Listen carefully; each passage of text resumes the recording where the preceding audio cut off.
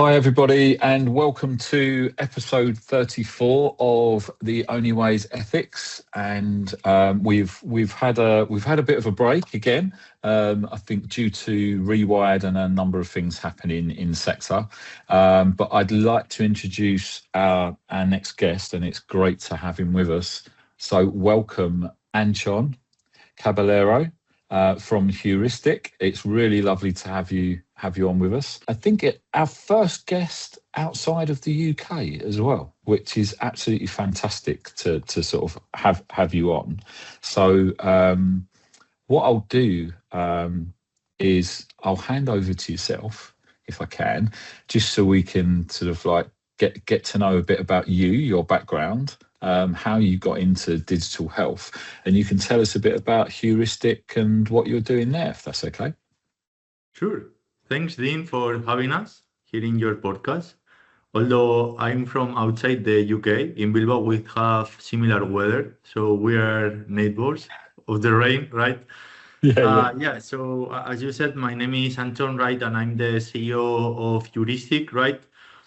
And just as a short introduction, I'm a finance guy with some also background in software, right? So for the software people, I'm the finance guy, and for the finance people, I'm the geek guy. So I'm always between the wall and the sword, right? And basically we started around 6 years ago with the company because a nurse made the wrong identification error of my grandfather. So basically, she thought that my grandfather was another guy and provide him with the incorrect drug. So that's when we discovered that this was like the top of the iceberg, and there was a lot around patient safety that we could improve, and we can talk about this later. Yeah, no, thank you for that. And I think it's really interesting because your story and sort of me working in sort of digital health for sort of like 18 years now, we hear these stories quite a lot, more often than you would imagine, because there are a lot of people that have worked in different sectors or, work in cities, and they have personal experiences in relation to their families or friends in healthcare, or they're going through a sort of, treatment or service, and, you'll have a relative that is like, wow, this isn't right, or we could improve this. And,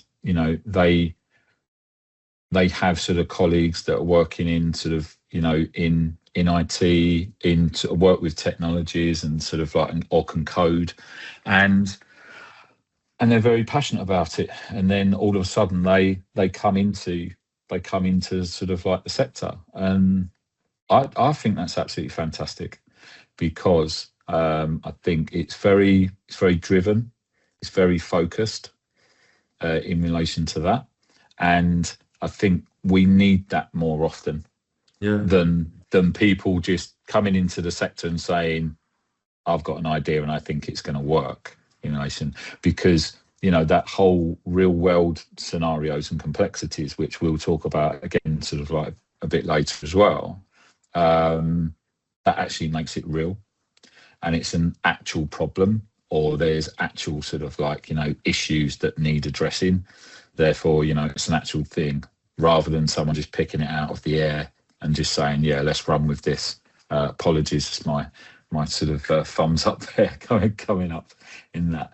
So yeah, but actually like these fresh ideas are really necessary. Of course, always having like your feet in the earth, right? But especially for healthcare, I mean, such a traditional field, right? It's always like super interesting to have different ideas or approach, not by healthcare staff, also like engineers or users. A couple of years ago, I was also in one program that was around patients, right, that suffered a problem in healthcare, and they decided to create a company, right? So I think that most of the successful founders that I met in healthcare, it's not because they are amazing doctors or whatever. It's because they suffered a problem, but or because they know a relative that something happened and they wanted to solve. And actually, I've been like fortunate to be traveling around the world with our company, right? Because we're about like to start in the US, Mexico, 4 countries in Europe, right? And it's always the same story. Like when we pitch in front of a large audience, there is always someone that comes to me to explain a terrible problem that they had around being wrongly identified. And yeah, it's something that we want to solve because, as you mentioned, um, yeah, in the media, they only appear the really bad cases, right? Like operating the wrong leg or whatever, right? But the 99% of these errors are not related with that because something that we made when we started with the company, it's even before starting to develop the technology, we went to talk with hospitals and with real people having real problems around this identification, right? So, and this I'm not gonna explain myself a lot, but just three key like takeaways. The first one is like the average patient identification error in a hospital is around 13%. So this means 13 out of 100 patients are gonna be wrongly identified in a hospital, right? The second is the hospitals are struggling a lot with the current patient identification solutions, right? Because you have either a healthcare card, which is like the number one fraud solution in healthcare because patients swap them, right?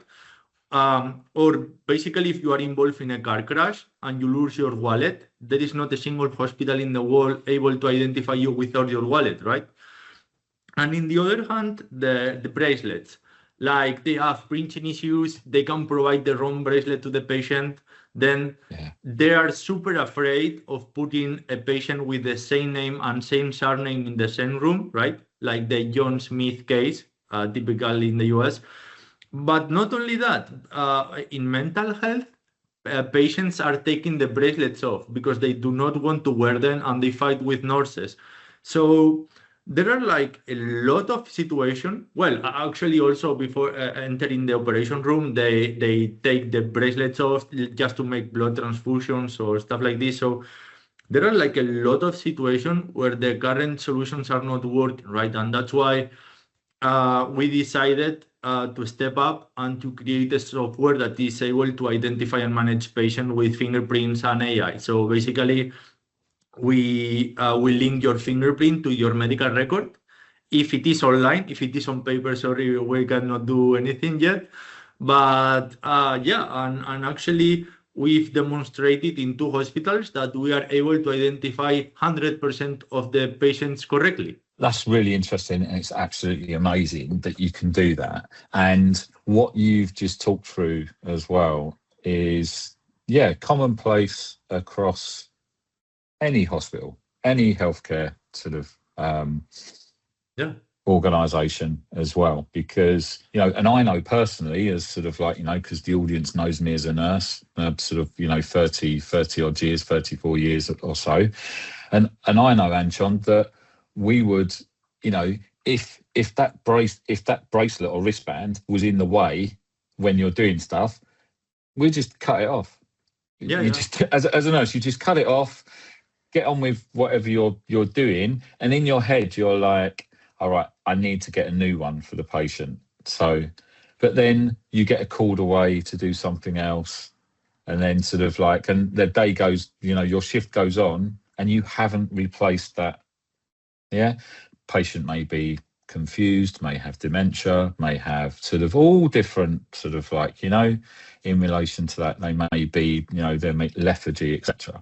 So there's, and this is all the real world, this is fact, isn't it? And this is happening on a daily basis in relation to that. And those statistics that you've sort of like, 13% of patients. sort of like, getting sort of like misidentification issues with sort of like, that's huge when you look at it, because some people would say, 13%, that's sort of like, that's not too bad. But if you look at that, if patient numbers that come through a hospital, especially in sort of like busy areas, so like, if you take London, for instance, or even just like the outskirts of London, Greater London as well, there's massive pressure at the moment, as you may be aware of. I don't know whether that's the same in Bilbao or in Spain, but we're seeing huge amounts of people coming through accident and emergency departments that are, and this is a thing. We've got corridor care now. So you've probably heard. Dean, can I also add something? As you said, in emergencies, right? For example, we are working with one Spanish hospital, right? That like the current protocol to identify a patient is you go to the hospital, you identify yourself, right, with a healthcare card or with your ID, right? They put you the bracelet, and then during the whole process, they are gonna ask you your name, surname, and date of birth, right? This hospital claim that 40% of the patients cannot follow that protocol because they are elderly people, mental issues, unconscious, language barrier, they are not able to talk or whatever. So even though you have the bracelet, you cannot double check if that's the correct patient, because especially in psychiatry or with elderly people, you will tell like, your name is Mike, for sure, and then in reality it's not Mike, and this is happening like every day. I mean, they don't have like any tool to double check that person is the person is supposed to be. Yeah, no, absolutely. I couldn't agree more.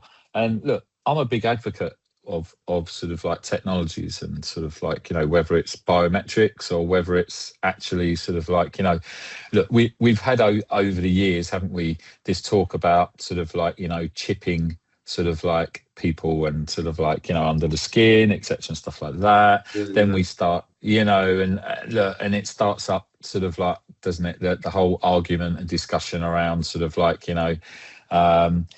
personal identity and sort of, Big Brother and all this sort of stuff. So when we talk about biometrics, obviously, and you came into this space, you've got to have that in the back of your mind, haven't you, in the back of your head, around sort of like, you're bringing this into sort of like, public sector, sort of like organisations, and there's obviously going to be some sort of pushback, isn't there, in relation to people, and you will have a percentage of the population, won't you, that will say, I'm not giving you my fingerprint, etc. and stuff like that.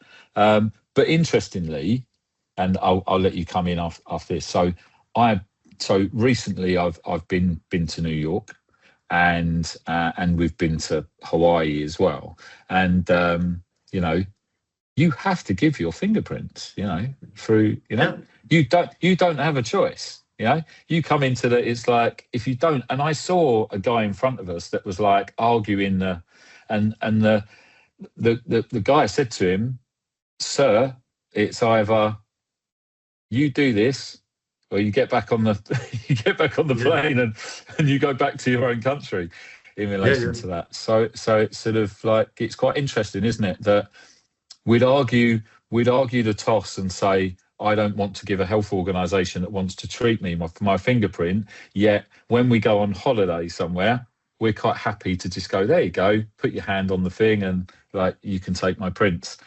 So that's totally sort of, right. Yeah. So what's your experience in relation to you guys approaching this? Yeah. So first of all, there are a couple of things that I always said. So first one is, we are not Facebook. So we are not selling your data for money, right? We are trying to use your fingerprint to save your life and to save costs to the healthcare entities, which in reality is actually going to benefit you in the future, right? Because if they are able to perform better with less money, they are going to have more money to hire more doctors, nurses, to have better equipment or whatever. But that's the first thing we always say. The second, this dilemma also came like with the COVID vaccines, right? Because there were like people that they were thinking like they were inserting you a chip from Bill Gates with 5G or yeah, weird things. Always all the arguments science-based, right? Uh, but what we always say is that yeah, there is a percentage of the popularity that think the COVID doesn't exist or that the Earth is flat, right? I mean, we cannot deal with those people. So we focus like in the 90% of the people that can understand the importance of being correctly identified in a healthcare facility. Plus, we never have access to the patient's information. So basically, we have like a pseudonymized fingerprint that imagine that someone comes and steals the information from our side, like a Russian hacker or Chinese hacker or whatever. It's totally worthless because they are not gonna know whose that fingerprint is. Then, second, it's not like really a fingerprint; it's like a pseudonymized code, which is worthless for them, right? And if you put it into balance, there are more benefits of giving your fingerprints rather than not giving it. But this being said, we don't force anyone to give the fingerprint. I mean, this is not like the US government, right? I mean, you go to a hospital, they will ask you like, hey, Dean, do you want to provide your fingerprint? Yes or no? Yeah. If you say no, yeah, that's totally correct. It's perfect. But then if you have a car crash, you lose your wallet, you go to the hospital, and they don't know who you are, that's your fault. Yeah, And that's the thing.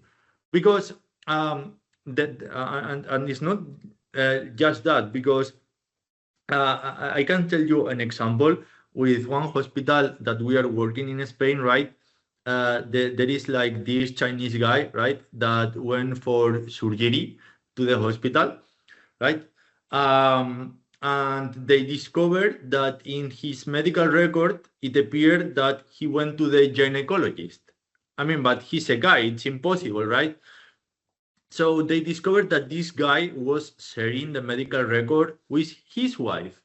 Yeah, this is also super dangerous because, especially in hospitals, and this even like really big EHR companies like electronic health record companies, they know it. Fraud and double medical records are a huge issue because when they are typing your name, if they just make an error and put the wrong letter, you will have two medical records, and maybe some information is going to be in one and the other one in the other, right? We also prevent that because if your fingerprint is linked to one medical record, we can assure that you are going to be that correct patient.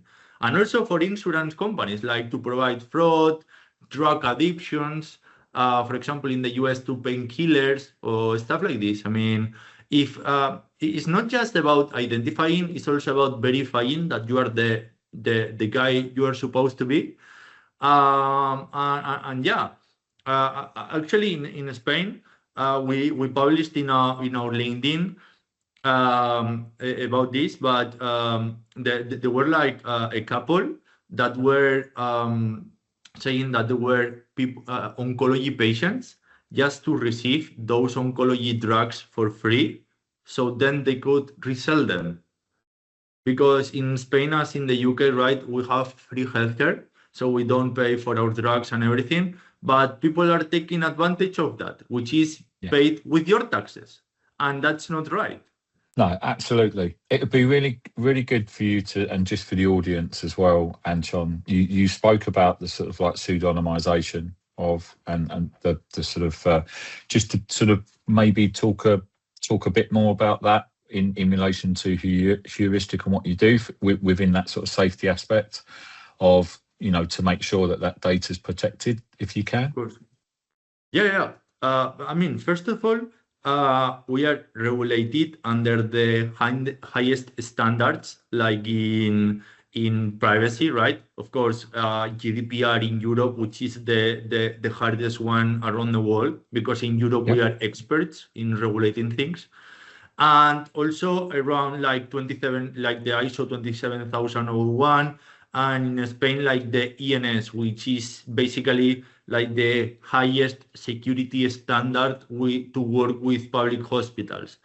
So, I mean, although we are a biometric company, we are super focused in healthcare. I mean, we are actually certifying ourselves as a medical device, which is something that haven't been done before.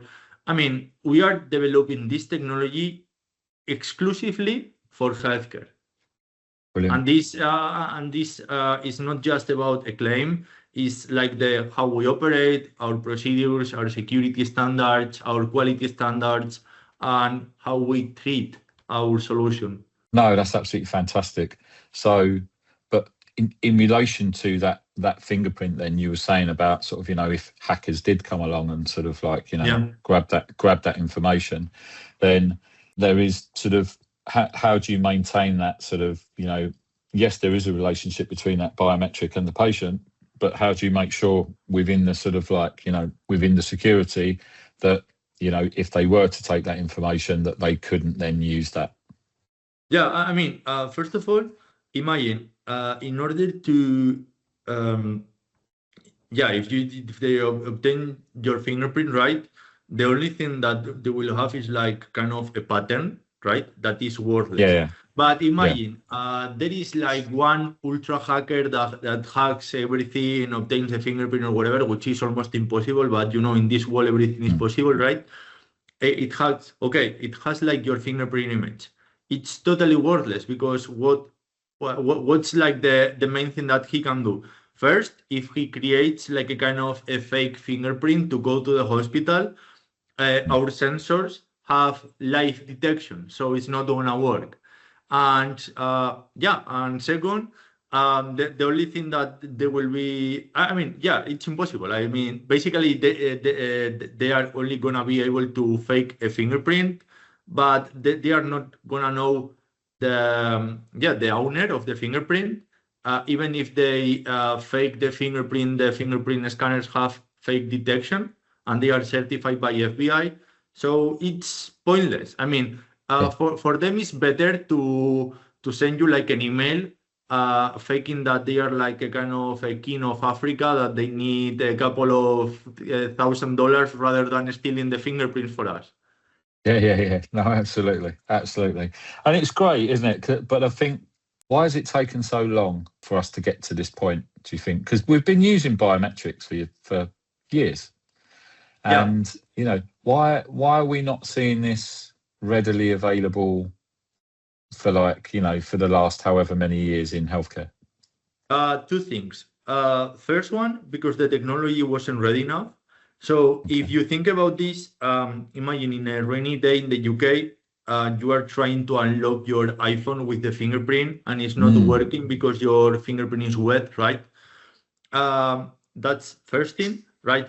We were able to solve that using AI because we are able to identify fingerprints when they are in adverse events like wet, dirty, blood stain, etc. Right? That's first thing. And second, I see like many biometric companies going banking, like to banks, security companies or whatever. But healthcare is totally, it's a different animal, right? I mean, you cannot have a solution for banking and then sell the same solution to healthcare. Exactly.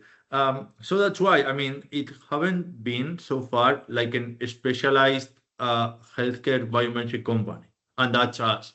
I mean, of course, in the US, they are starting to appear like these companies, but what I always say is like we can kind of power up the companies that we have in Europe and in the UK doing this, or we are going to have a US company in 5 years taking all the market and charging 10 times more. Yeah, no, absolutely. Thank you for that. I'd like to talk a bit more about, you spoke about sort of EPRs, so like electronic patient records, and obviously your organisation is reliant on integration in relation to that. Where do you find the challenges lie in relation to those integrations, and where, because and just to give it some context, we have startups in the UK that we have something called IM1 integration within the UK, where you've got sort of organisations, healthcare startups and manufacturers that want to integrate with, the care records, etc., in relation to that. And sometimes that can be quite difficult, and there's lots of hoops to jump through, lots of red tape, etc., in relation to that. What your experience is, and are EPR suppliers reluctant to integrate with you as an organisation, or are they sort of like, is it like an open door? Yeah. Actually, it's ultra easy to integrate. First of all, we can make a pilot to show that the solution works without integrating it, so that helps a lot. And second, we are like an SDK that gets integrated into their own EHR or APR or whatever. And it only takes about 1 week or almost 2 weeks to make the integration, because actually it's something super straightforward. But the thing or what we identified is slowing things down. It's the work that the hospitals need to achieve. What I mean with this is they already have 10 or 15 things that they need to integrate in their existing solution. So you go into a list, right? And when it's your turn, it's super easy to do it. And yeah, we're already in talks with these EHR companies because, for example, in Middle East, they are having a lot of fraud problems. And yeah, we are like a perfect plug and play for them, because they install our solution and then they can resell it to their existing customers. That's absolutely fantastic, because I think it's absolutely key, isn't it, that we've got sort of integration partners in relation to that, and not always so easy for some organisations, depending on sort of the sector. I think that there are many interesting things that you are saying, Dean, and I'm lucky that, for example, my girlfriend, she's a medical doctor, right? She's a physician. And I can talk with her about all of this stuff. And in reality, in healthcare, they are bored about having a different medical device every week for a different function, Yeah, I have a medical device to do this, another medical device to do that, or whatever. So at the end of the day, you have like the table full of different gadgets that you are not using, right? For me, something super important, of course, like integration needs to be easy. The solutions should be super straightforward, but also like something that not a lot of people are measuring is the absentance from the different healthcare users, right? Because in our case, we have like admission people, we have nurses or whatever, but are they really willing to use your solution? Do they feel comfortable using it? Actually, for example, in the studies that we made, we had like a rating like 9 out of 10 in usability. And something that also was super interesting is like when you see nurses talking between them to understand which is the next area where they should put the solution. It's like, okay, it makes sense. I mean, they are fighting each other to take the solution and implement in their area. But something that I totally understand this, right? But I got one phrase that I always have it in my mind, right? One hospital director told me once, there is not going to be any hospital director fired for hiring Medtronic, but they are going to be fired if they choose a heuristic and it doesn't work, right? So that's what we are fighting, that medium, large companies, we are able to deliver the same thing if we pay it accordingly, right? Because most of the times you are paying for big corporates that then hire small corporates to do it.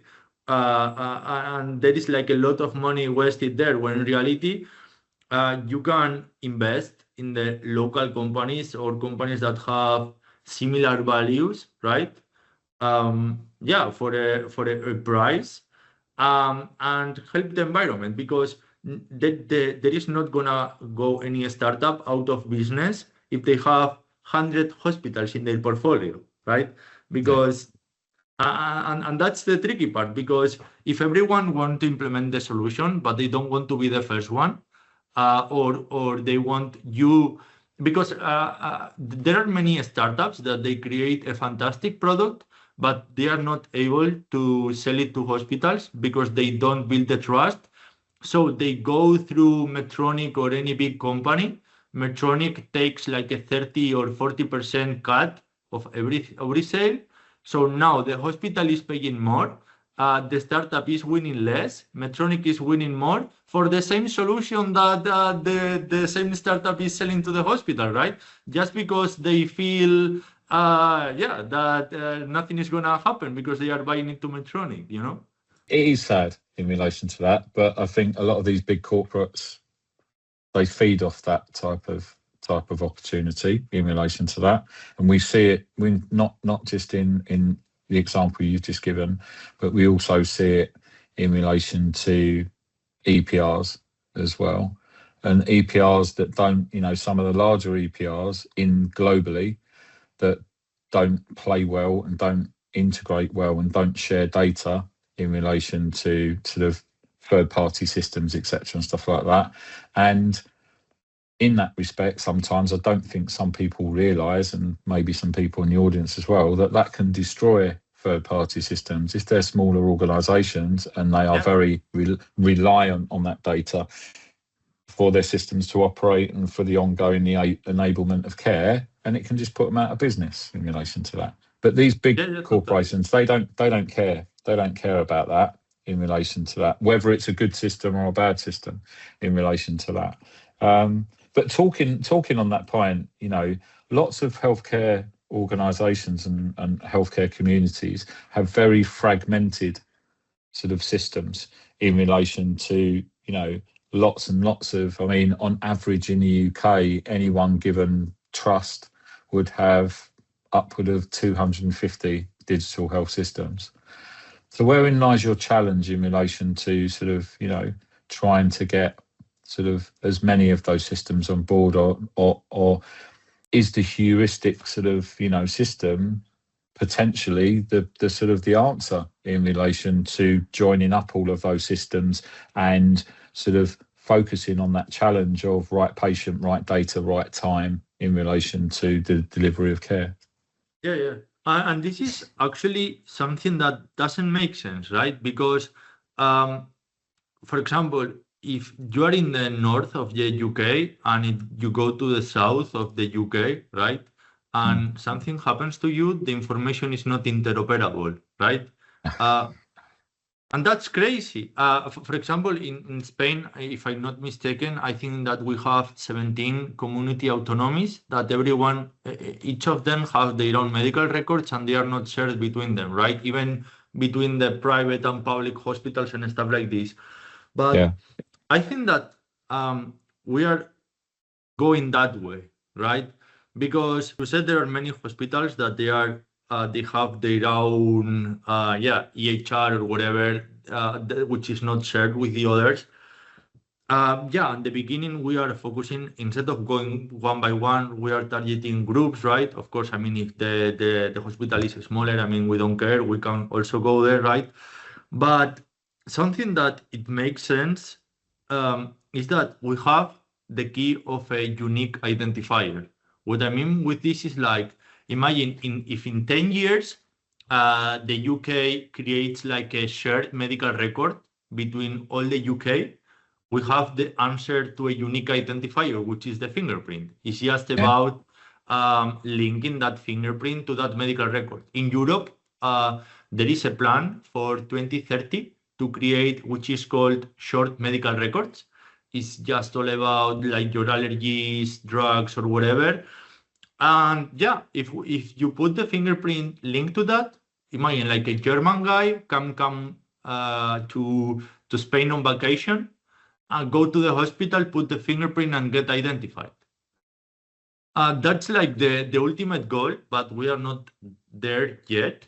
So right now we are focusing like in the day-to-day problems that hospitals have around patient identification and management. But overall, our plan is, as the healthcare systems get more interoperable, we are the single tool that can solve that problem. Yeah, and that's great. And interesting you talking about sort of like shared care record. I think sort of, the closest we're getting in the UK, yes, you have regional records. So you've got London One, so sort of like a shared care record in London. You've got Midlands, you've got sort of Yorkshire and Humber, and Yeah. there's regional, with the hope that that becomes then a UK-wide record. Yeah. And I think you're absolutely right. We are going in that direction. But also But like sandboxes, because I see this in, I mean, this is not something related with identification, but for example, if you develop a drug, so first you develop, then you test it in animals. Once you actually demonstrate that the drug works in animals, then you start with humans. When you test that it works in humans, then you can sell it to the public, right? I think that the new era of healthcare is around digital health. Because, for example, if you can train, imagine AI with cardiopathies, right? For example, if it reads a lot, like with your smartwatch, how your heart rate works. Imagine instead of using one, using 10 million people's health rate, like heart rates, you can actually prevent many heart diseases. But this information is super fragmented and is not shared. So I see like hospitals, I know a couple of them, especially in the US, right? That they create like these open sandboxes with pseudonymized medical records, which is male guy, this age, these medical conditions, and this information. So startups can get that data and train their algorithms. So for me, that's gonna be like the future, because that's not gonna be. So right now it's like you have a heart problem, and then you get pills and you get better, right? But there is not like a preventive thing. So what about if there is like a kind of a system or an AI or whatever that is able to alarm the doctor, like, hey, this guy went to a medical test in the hospital. We have all the glucose and everything in the blood test. And based on this information, the algorithm thinks that that patient can have diabetes or that can do whatever, right? Um, and in reality, you are not sharing any confidential information. You are just sharing key information so others can develop technologies that are going to be beneficial in the future. And actually this is, it's gonna be like the paradigm on the of the 2030 or whatever, right?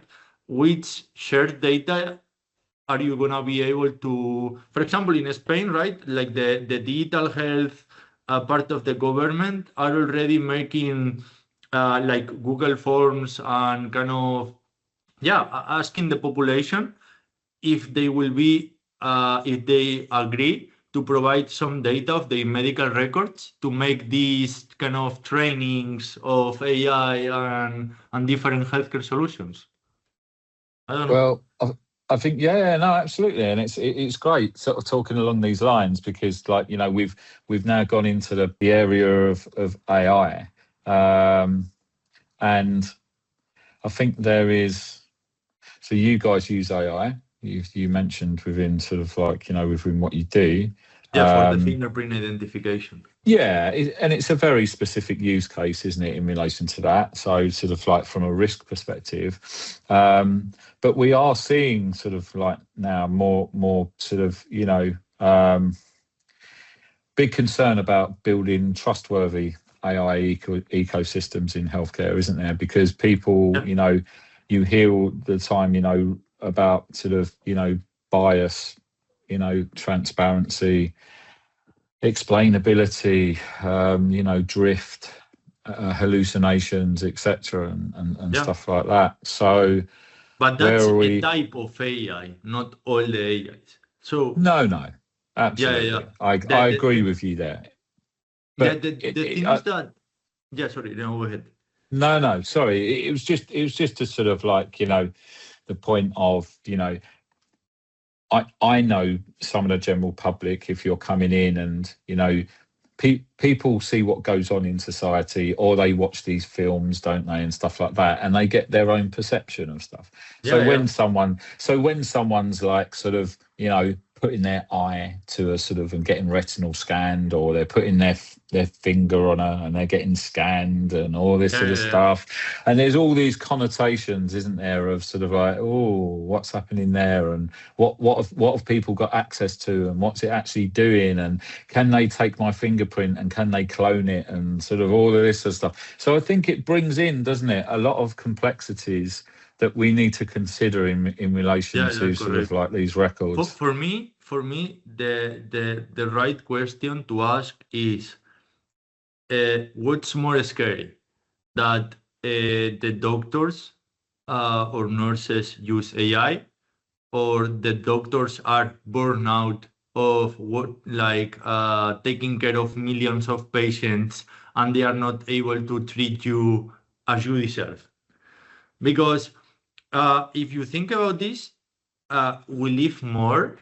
We go more than ever to hospitals, and hospital management, it's crazy. I mean, my girlfriend is a doctor. I mean, yesterday, yeah, she took care of 40 patients in one single day, and it's like super complicated patients with inflammatory bowel disease, right? That you need to prepare, talk with them.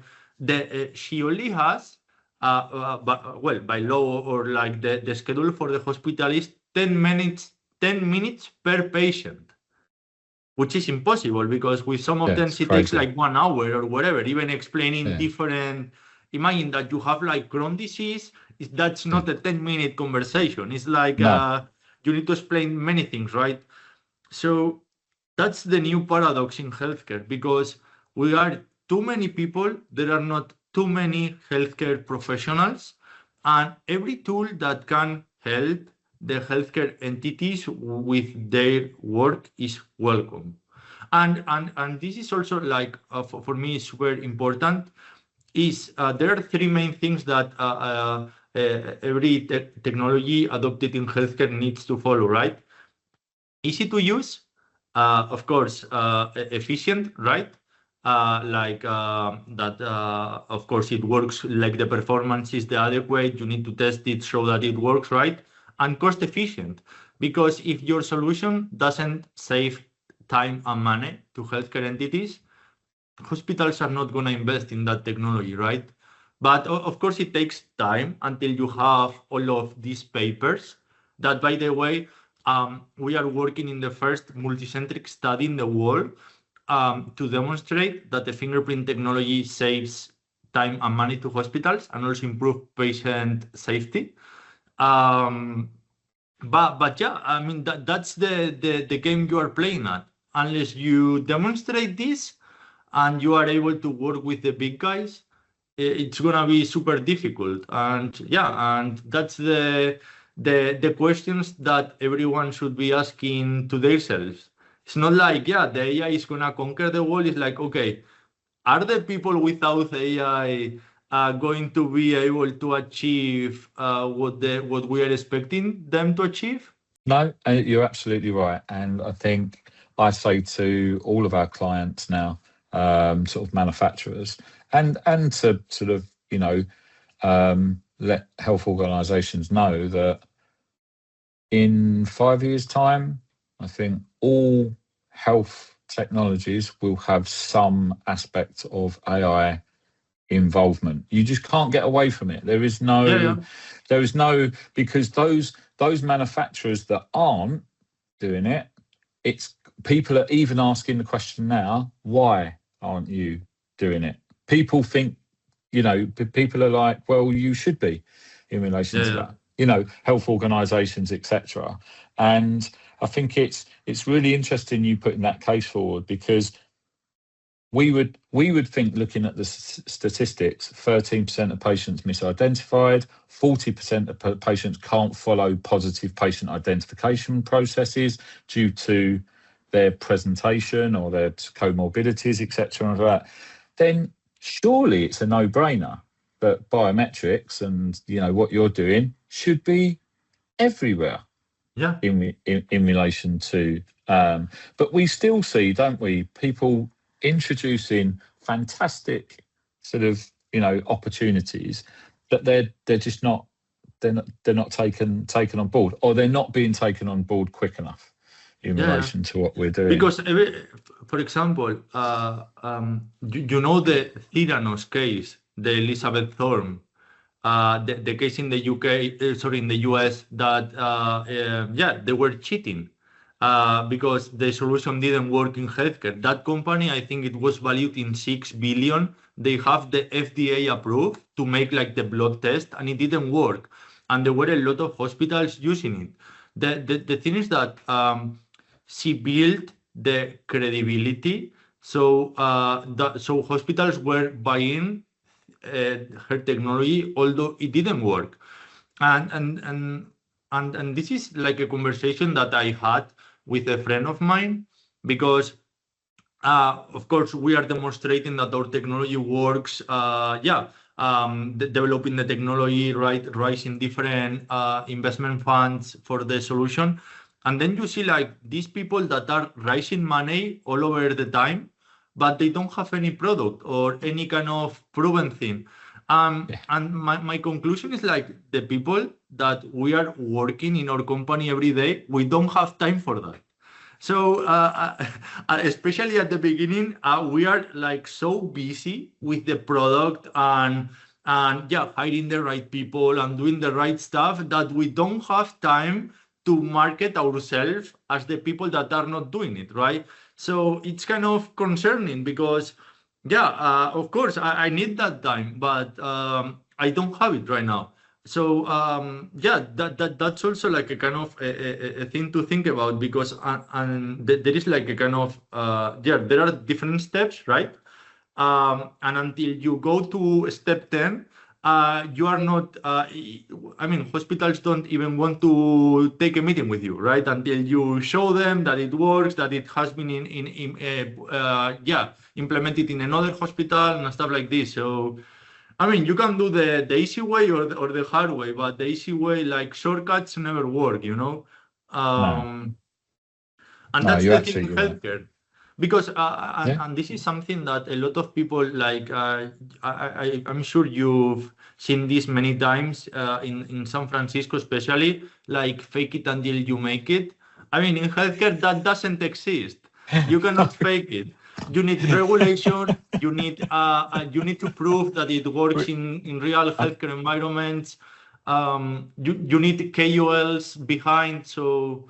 It's interesting you saying that, Antxon, and why I laugh is because a few years ago, sort of like in this sector and in regulatory compliance, I had someone that actually sort of said that to me and was like, just sort of, if someone's, you want to put out a tender or stuff like that, fluff it up a bit and make it sort of like, and I was trying to explain to him, it's like, I can't do that. I can't do that in healthcare and in what I do. That's just so dangerous, and I wouldn't, and from an ethical perspective, I wouldn't do it anyway. But you're absolutely right. I come from sort of like the EPR vendor world and working for one for 11 years, and it was a massive thing. What we call smoke and mirrors, Antxon, in the UK, is where you're sort of trying to pull the wool over people's eyes in relation to that. But talking about the difficulty of how it can be to get traction and to get sort of in front of sort of like people, how have you found it being a European organisation and then looking to come into the UK market? Do you think that what's the comparison between sort of like, going into sort of trying to get into a European country and then into the UK for you? Yeah. For me, there are not much differences. and the UK people are super nice. The only thing that we have in difference is that we drink coffee and you drink tea. The, the, Yeah. I mean, like the regulatory like GDPR, it's super similar in both countries. I mean, there are like of course some differences, but overall, I think that our kind of cultural way of working it's really similar, right? So I mean, I don't see any differences. Of course, like I think that maybe like UK, US, and Europe are quite similar. It's not the same case, for example, if you go to UK, like sorry, to Asia or other places that have different cultures, right? But I think that and again, talking back, in a healthcare company, there are different stages, right? For example, if you want to certify it as a medical device, in our case, class one or whatever, it takes 10 months, right? You cannot escape those 10 months, right? So when you enter in like the UK market should be the same. First of all, learn about the regulatory, compare what you have and what they are asking, do it. And but for sure, something that you need to do first always is talk with different healthcare organizations, and that's why I was in the Rewired event, and I got like super interesting conversations about because my way of approaching this was okay. We have this technology. In our experience, we know this. What do you think about this? Please, I have like a thick skin. You can be as critical as you want, but what do you think about this in reality? Yeah, and after like some really interesting conversations, I think that our technology has some future in the UK, and that's what we are working right now. But I don't see any differences, and I think it's a super interesting market to enter. Yeah, no, that's great, and it's good to hear. I think just sort of honing in on sort of medical device regulation, because we Yeah. find some organisations that come from sort of from Europe, and it's you've already been through CE marking, and then the frustrations of you've got UKCA marking now in relation to that, and having to sort of like go through that process again. But I think that I mean for me it's not like a pain. It's like every country have their own standards. Of course, will be amazing to create like a harmonized standard between all of the countries. Yeah. But that's I mean, for example, if you study to be a doctor in I don't know in a foreign country, and then you come to the UK and you want to be a medical doctor, has the title the same power if you studied abroad or in the UK? I mean, I think that and that's the reality of today, right? Not all of the countries have the same standards, but putting like high standards is important, and especially in healthcare because you are treating people, and I mean, yeah, it's like it takes more time to go through those standards, but it's the yeah what you need to pay if you want to enter that market. That's a really good analogy that you used around, if you're a doctor and you're coming in, or if you're a nurse and coming in, there's still an amount of sort of extra sort of, accreditation and sort of, work you have to go through. I think coming back to artificial intelligence, Antxon, and looking at we've got a very varied landscape in relation to regulatory compliance with AI. There is no, as you may know, there's no mandated AI regulation in the UK at the moment. But obviously in Europe, there is sort of the EU AI Act, which is, which was mandated last year. What are your experiences in relation to that, and how you've approached that in relation to sort of demonstrating sort of compliance? Yeah, I mean, we're already working in the AI Act, so I mean, it's not kind of difficult to follow it. It's just about making the claims of how you are gonna use it. Because, I mean, I'm not against regulatory. I think it's useful, but I'm against too much regulatory, right? Uh, Yeah. that's the thing, and especially in AI. there are a lot of doors where you cannot came back, right? What I mean with this is like, if we don't regulate some stuff of the AI, it can be super dangerous. I mean, we've seen that, for example, OpenAI has not, they don't have these barriers. They just want to be the first, no matter the price, right? Where in the other hand, cloud is like, yeah, being super careful about how they are doing things. The other day, I saw one guy that left OpenAI that they said like, yeah, they are crossing barriers that I thought were they were not going to pass, right? So, I mean, talking about AI, of course, there are different ways of using AI, right? Because a lot of people um, are not able to identify, for example, like an AI, which is our AI, right, to identify fingerprints in adverse situation, which is computer vision, to an LLM, which is like ChatGPT that can hallucinate or whatever, right? So Yeah. there are like a lot of different yeah, ways of using AI.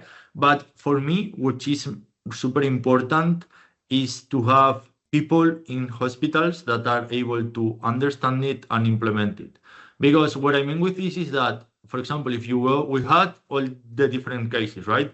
We had like hospitals that they were super straightforward. We want to implement this and let's do it, right? That's the perfect scenario. The scenario B is like you talk with the DPO, like the data protection officer of the hospital, Mhm. and they can have a call with you and your DPO. You can explain how your solution complies with GDPR and is easy to use and doesn't break anything or whatever, right? And they can say yes or not. Normally they say yes there, right? But then for me, the worst scenario is like these people, especially elderly people, that are totally against innovation on AI or whatever, that they say like, yeah, we are not going to implement anything with AI. I mean, this is what's gonna change our era, right? But you need to know how to use it, or at least know where to use it and where not to use it, right? Because, for example, you cannot use like Claude to share the medical record and ask questions that like, what pill should I use? But maybe something that gives an alert like, you prescribe this drug and according to my criteria is not the right drug to prescribe. Maybe that's something interesting, right? Um, or suggestions, like my suggestions are to give this, or this drug, right? I think that it should be like an assistant, right? Not a replacer, because that's totally different. For example, my girlfriend, when she prescribes like a drug to a patient, right? She's totally sure that that's the correct drug for the patient, but she can ask Cloud for a second opinion, right? I mean, it's not changing her way of working. It's like Mm. having like a second thought. That's like Yeah. standing up, going to the next room, and asking to your peer doctor, "Hey, I'm gonna prescribe this. What do you think about this?" And Yeah. those are the use cases that I think are useful. And that's really interesting because in the UK at the moment, that would that's totally not allowed. You can't even use, so we use Microsoft Copilot within to the NHS, but Yeah. it very much stipulates within the risk assessment that it is not to be used in any clinical context whatsoever Have you? in There relation to that. is. Sorry, Dean. There is one. No, no, so You can search this. This year, it has been the first year that a lawyer has been sued in court because basically he was defending, right, like his customer. He made the defendant process all with AI without double checking, and the AI invented 51 different claims, like cases which were similar. So I mean, because that's the thing. Because imagine, for me. imagine that you are in a school and they tell you that you need to make a presentation or whatever, right? If you use AI, you can use AI and then give the document to the teacher, right? And you will get like a really good mark. But if they tell you, okay, now you need to explain it in front of the class, Yeah. That's the difference, right? Because it's Yeah, a research absolutely. tool, not Yes. something that That supplies it. replaces. Exactly. Absolutely. That's my Absolutely. vision. No, absolutely. And it's absolutely fantastic. So bringing it back in, Antxon, it's been absolutely fantastic having you on this episode. I've got a couple more questions before we finish up, but just obviously conscious of time.